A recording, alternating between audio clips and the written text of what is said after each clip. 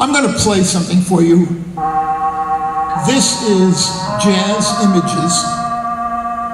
It is the first composition ever to be completed using a Moog synthesizer in about September of 1964.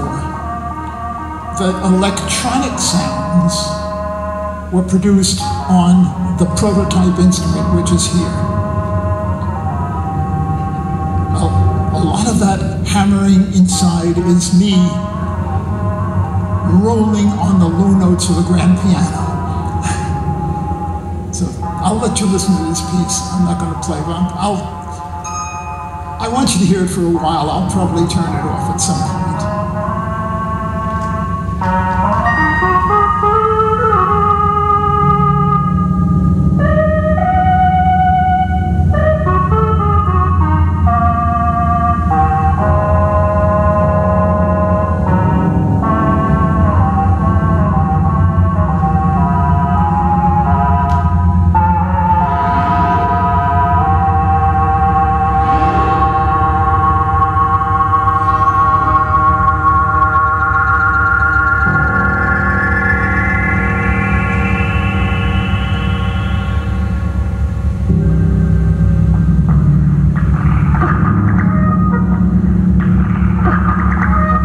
Listening to a tape loop.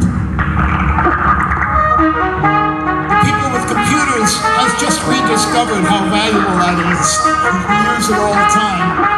But that loop is actually recorded on a loop of tape played around and around.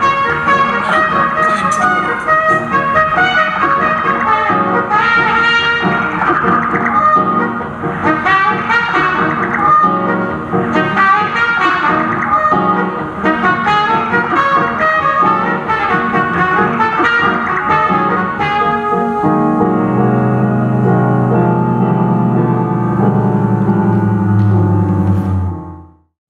So while I'm at it, I'll just give you a couple of sounds on the Mini Moog instrument. And let me talk a little bit about this instrument, because it's a very important addition to the musical instrument world.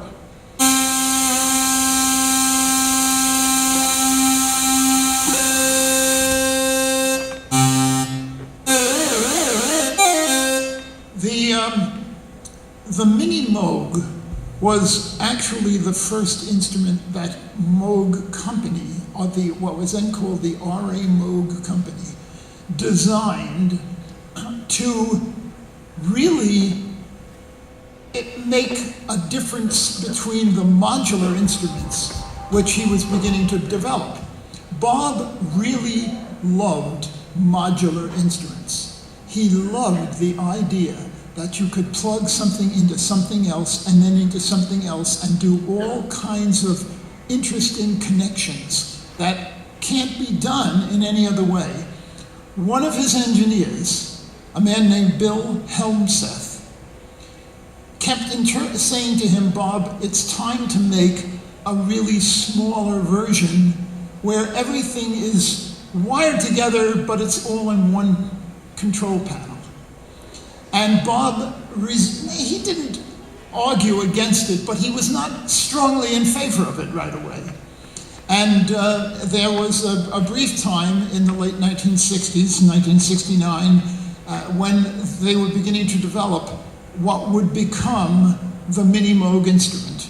And in 1970, after doing a few designs, the A, B, C, and the D, when they finally came up with the D, they said, wait a minute, we've got a winner here.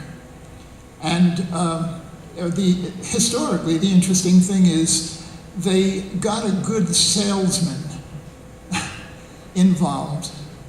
And that salesman could sell anything to anyone. He has a salesman personality to this day.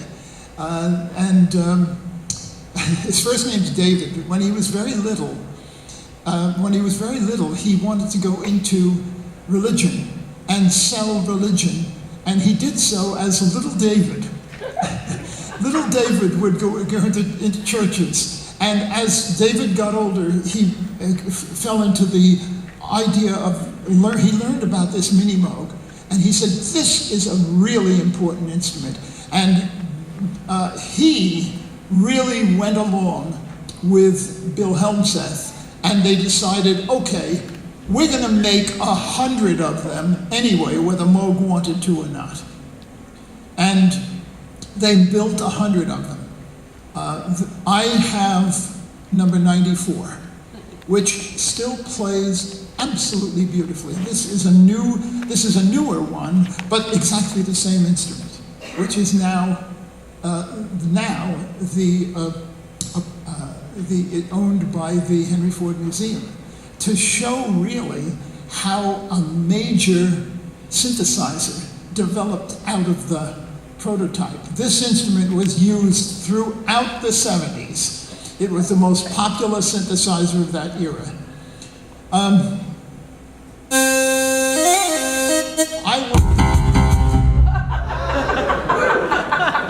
Okay. It's even in the right key. I don't know if he's going to want to roll that. I don't see him. Okay, pull it up a little bit. Right.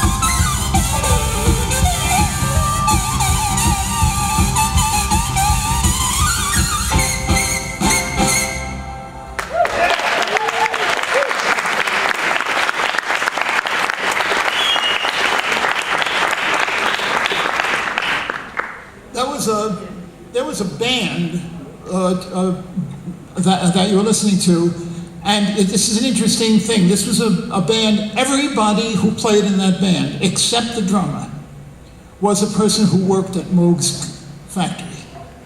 They worked in some way at Moog's factory. The keyboard player, the bass player, and obviously it was written to be used as a solo piece.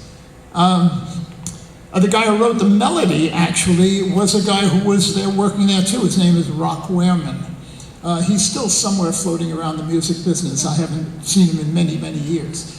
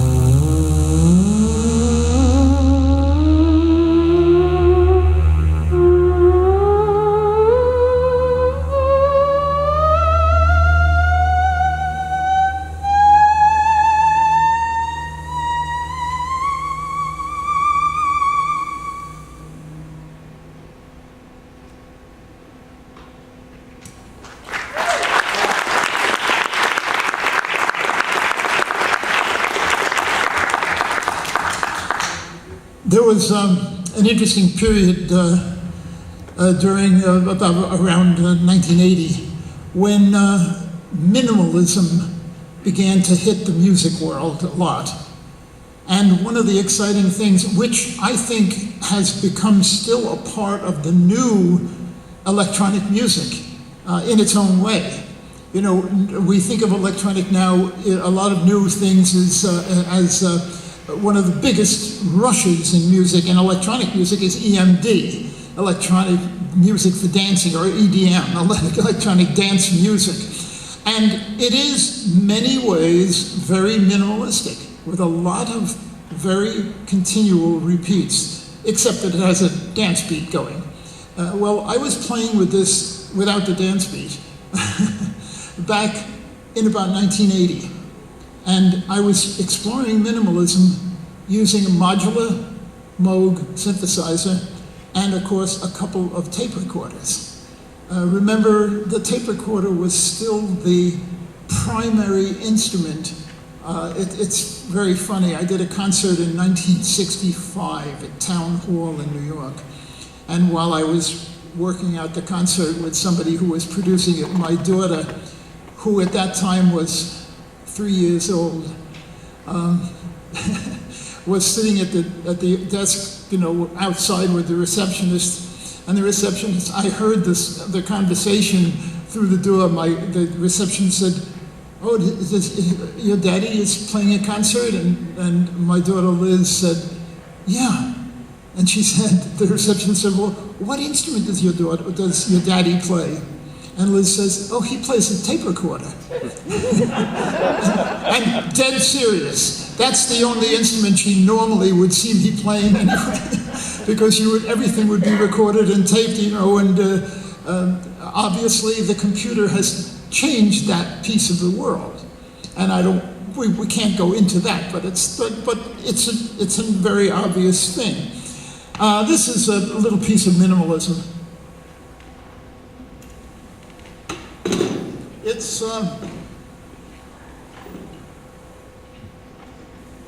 It's track 6. It should be very soft at the beginning.